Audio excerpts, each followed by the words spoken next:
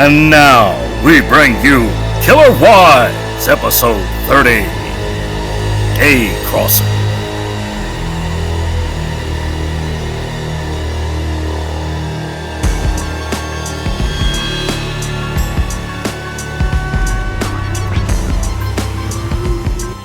Nashville, Tennessee, Music City, USA, made famous by such residents as Taylor Swift, Keith Urban, but also made famous by the murder of one Mr. Jeffrey Freeman.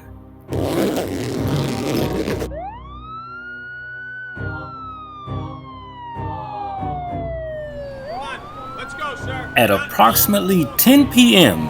on April the 10th, 2005, Martha Freeman had her husband of 10 years executed at the hands of her living lover.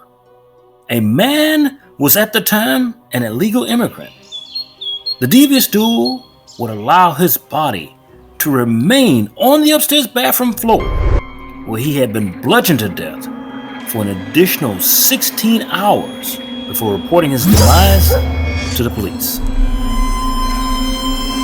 The adulterous couple would spend several hours on end cleaning the crime scene with bleach before making love in an adjacent room to his cooling, mangled body laying.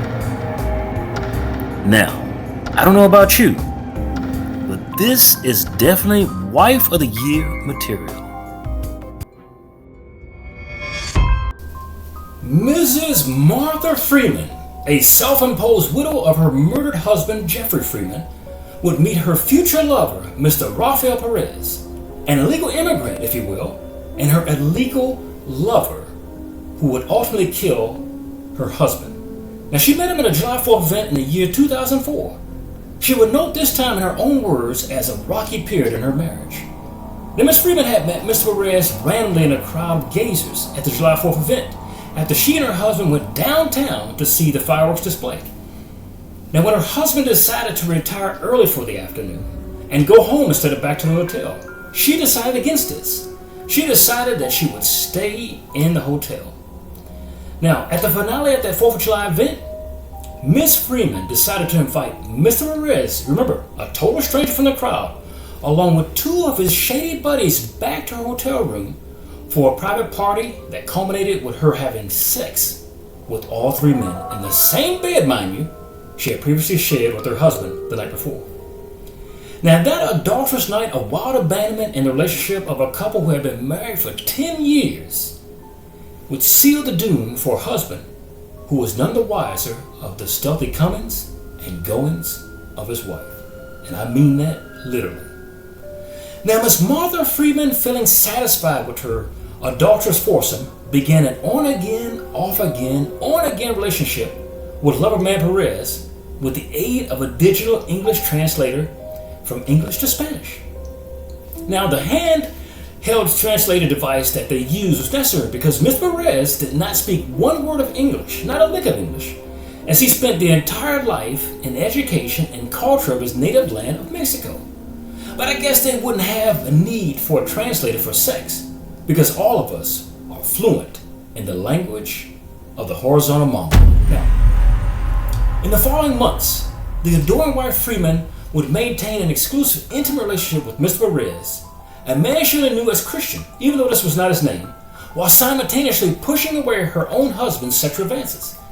She had Mr. Perez on the hook to reel him in for premeditative murder, which she was hoping that he would serve up to his husband on a platter. Now, over the following months, she had grown tired of just meeting her lover in hotel rooms and whenever she'd get the chance when her husband was out of town. So to avoid sneaking around, she thought it a better idea to move Mr. Perez into the closet of her bedroom she slept in a separate part of the house from her own husband. Now, on the day of the murder, and Martha's additional affair she had, her husband only had 280 short days remaining to live. I say again, when she initially started her foursome in that hotel, her husband only had 280 days left to live. 249 days after their initial 4th of July meeting, Miss Freeman moved Mr. Perez into a closet attached to a room she slept separately from her husband. The home location? 5424 Incline Drive in Nashville, Tennessee. This move on her behalf would be done conveniently 1 month before she would allow Mr. Perez to kill her husband of some 10 years. It is worth noting here that Mr. Freeman had no idea that his wife had moved her lover into an adjoining crawl-space closet in their exclusive Nashville address. The only knowledge that he had of Mr. Perez's presence is when he was contracted to perform work in fixing the back deck a couple months earlier. Before this, the community that the Freemans lived in represented the wealthiest community in the United States of America. Their house, although modest for its area, had an interior square footage of 3,255 square feet. These are actual photos of the home where the murder was committed. In that sacred home, Miss Freeman would allow Mr. Perez to operate as her boyfriend under the nose of her husband. When Mr. Freeman was either out of town or at work daily, she would allow Mr. Perez free range of the entire home. This home, a 4-bedroom, 3-bath residence, would be a sacred castle and resting place for her husband of 10 years, as well as his resting tomb, up to the point the police would discover his cold, wet, strangled, and bludgeoned body. Now, typically in these particular cases of killer wives, viewers struggle to understand why it is that a woman who seemingly has everything she could ever desire in life will settle for the complaints and misfortunes of a woman at the lower end of the financial spectrum. Now, you guys might find it hard to fathom why she would trade a marriage of some 10 long years, untold wealth, a beautiful home, and status in the community for a man who had little more than the clothes on his back to offer her in life. Now, harder still is the glaring double standard she carried for her husband, and that being that she would have never married him or had sex with him in her current relationship if he offered the same traits of poverty, lack, while simultaneously being on the run from the customs and immigration services. She would not do that. So those are two different standards. Now, what I find about killer wives in each one of these cases is that they crave the things that are missing in life and not for the things that they currently possess. In a word, these women are never satisfied. Because they are covetous. This is a whole theory behind the promoters of retail therapy shopping. They lure millions of women into stores with the promise of what they do not already possess, despite the fact that everything that they have at home is still desirable. Now, if Miss Freeman no longer wanted to live with her husband, then I'm quite sure someone else would. And it's usually this way in every case. So Miss Freeman in this case was coveting poverty over wealth, as a romantic notion. In another home, a wife would have a fantasy of ridding herself of a husband of lesser means for a man who was wealthy beyond her wildest dreams. And these types of opposite reality fantasies keep the romance industry and writers rich in their Hollywood mansions, churning out as much latent fantasies that the grass is truly greener on the other side of the fence. As was the case with Mrs. Freeman, who began to allow her new boyfriend the courtesy to sleep on a foam mat on the floor of a 2x8-foot closet in a couple's home. Now, Perez stealthily slept there for about a month until Mr. Freeman heard snoring coming from the closet in the middle of the night.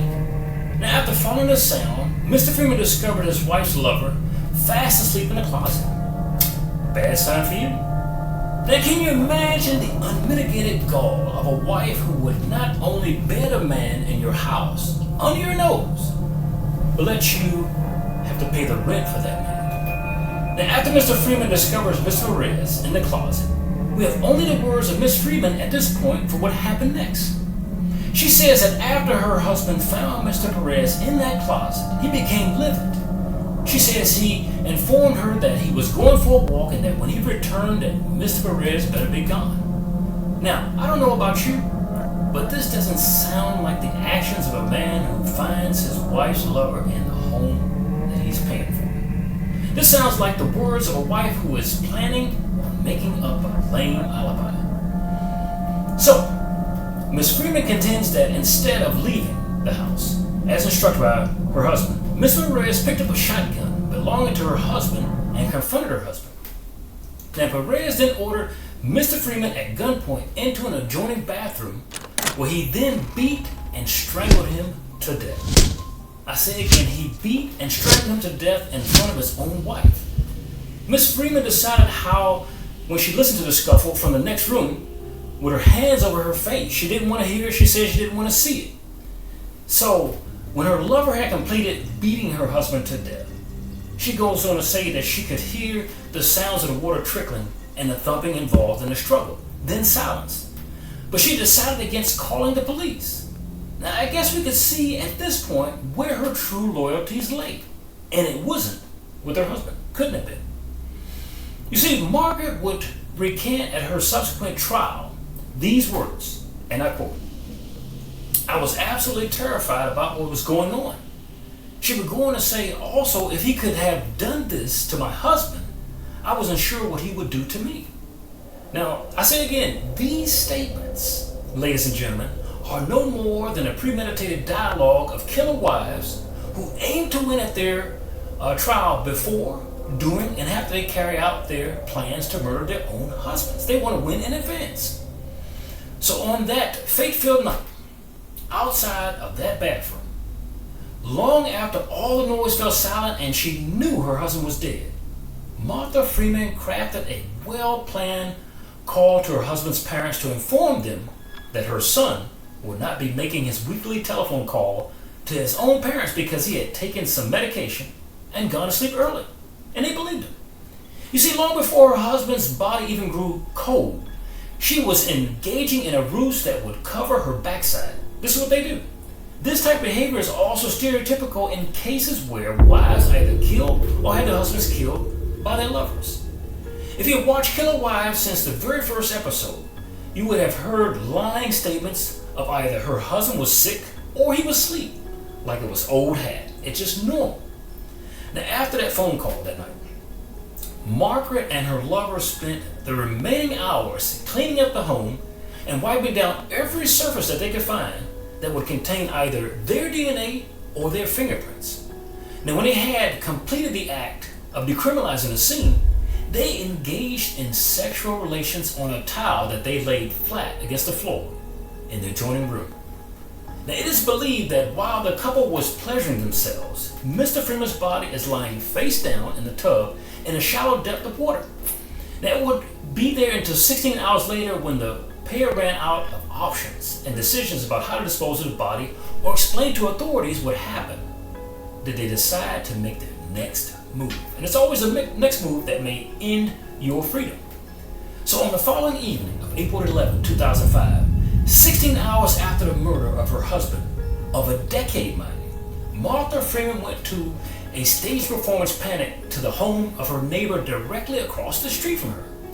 Now here's where she would try and establish an alibi as to what initially happened to her husband, minus her participation in that event. Now I want to warn you at this point in this show that this is the modus operandi on most cases of the murders. Now, and that is that to involve their closest neighbor, their friend, or family member to gain their future freedom from prison. So on that afternoon, her direct neighbor from across the street, named Beverly, whom she had never really spoken to on a daily basis, said she heard knocking at her front door. Beverly opened that door, and Miss Freeman entered the home before she even invited her to come in. Without looking Beverly in the eye, Freeman stated, "A man just killed my husband." Notice that she said, "A man just killed my husband." She didn't say, "A lover just killed my husband," because that's what she should have said. The neighbor Beverly then asked Miss Freeman if she had already called 911, to which Freeman responded, "No, she didn't. Why should she? She was going to set you up." Now this to me is old and odd, because anyone, and I do mean anyone, in their right mind would have dialed that number in a split second if that situation happened. That number is so easy to remember, you could dial it running across the street with no problem. So hearing this, Beverly picked up her cell phone and dialed 911 while Beverly talked to the operator. Freeman just stood there doing nothing. This is clearly not the mannerisms or behavior of a woman after her husband has just been murdered. The 911 operator asked Beverly a few questions until Beverly handed the phone to Freeman because she did not have first-hand knowledge of the murder. How could she answer those questions? So what Beverly was unaware of at the time was that she was being made a patsy in an attempt to gain freedom after a court trial. She needed somebody as a good alibi. Now, although Widow Freeman had the phone in her hand, she did not respond to 911 operator's questions. So Beverly took back the phone, believing that her neighbor must have been experiencing shock, that she couldn't communicate logically with the operator. So in describing Ms. Freeman's demeanor in court, Beverly stated, mind you, that she was somewhat stern and was not crying. This is not behavior of a wife as her husband just murdered. Now, Margaret wasn't offered any tissue because Beverly said she never saw a tear falling from her eye. Now, Beverly's interior steps where Margaret sat and waited to do all the talking to the police. She refused to do it because she didn't know what to say. How can you know what to say when you just murdered your own husband? So, Beverly told the operator that Freeman did not know if the man that murdered her husband was still remaining in the house, but she said she did know the murderer personally. Now, neighbor Beverly would recount this at Miss Freeman's trial, that she was up early at 7:45 a.m. that morning. She was up very early on that same morning that she came to her house on April 11, 2005. As she was preparing for work, she said she looked across the street and witnessed Mrs. Freeman, who appeared to be alone, standing on her front porch with a cigarette in her hand, but not in distress. She says that Freeman was very still and rather unusual, but not in distress or panic or crying, but emotionless and zoned out. I would be too if I killed my spouse. Now, moments later, while still on the phone, Nashville police officers arrived on the scene at a relatively hastened pace, which is good. You see, when the first detective, Mr. Hampton, entered Mrs. Freeman's house, he, along with the medical personnel, discovered the victim's body. The victim, he said, had water dripping off the body as he had recently been pulled out of the tub. But lividity had set up. He added that the victim appeared to have been there for a long time. Rigor had already begun, which takes a certain number of hours to occur. Now, for those who don't already understand the general rigor mortis concept, appears approximately 2 hours after the deceased person's muscles of the face and progresses to the limbs and down the body, completed between 6 to 8 hours after death. Now, this means that he has been dead at least that long. Now, he not just killed, like the wife said to the 911 operator and her neighbor across the street. In any case, rigor mortis, the Latin term for stiffness from death, then stays for another 12 hours to 24 hours after the demise, and then disappears. Mrs. Lori Estridge, the pharmacy manager at Walgreens on Edmonton Pike in Nashville, Tennessee, testified that she was in charge of records at that particular Walgreens. Estridge testified that based on records, Freeman purchased a prescription on April 10, 2005 at 10:01 p.m. On cross-examination by Freeman's attorney, Estridge testified that the prescription was for hydrocodone. Estridge described the medication that Freeman purchased at Walgreens beginning in January 2005 until April 10, 2005. She purchased Allegra, an histamine, alprazolam, used to treat anxiety and side effects including drowsiness, particularly when taken with antidepressants or painkillers. Now, there's a long list of the drugs she took, but none of them make her drowsy. She took Lexapro, and it's used to treat depression. Lipitor, used to treat cholesterol. Ambien, a sleep inducer. Atican, used to lower blood pressure. And several others. She even had birth control patches. Birth control patches for her lover because she was not having sex with her husband. That's what you need them for. Now, on redirect examination, Estridge testified that Freeman's only listed condition was hypertension. And there were no medications, I say again, no medications on that list that would treat bipolar disorder or schizophrenia. And she stated she had during her initial police investigation interview. So that was a lie.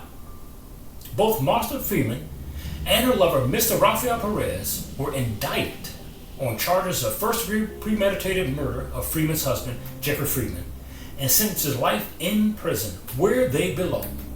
For Killer Wives, this is Charles Rivers. Thank you for watching, and we hope to see you again very soon.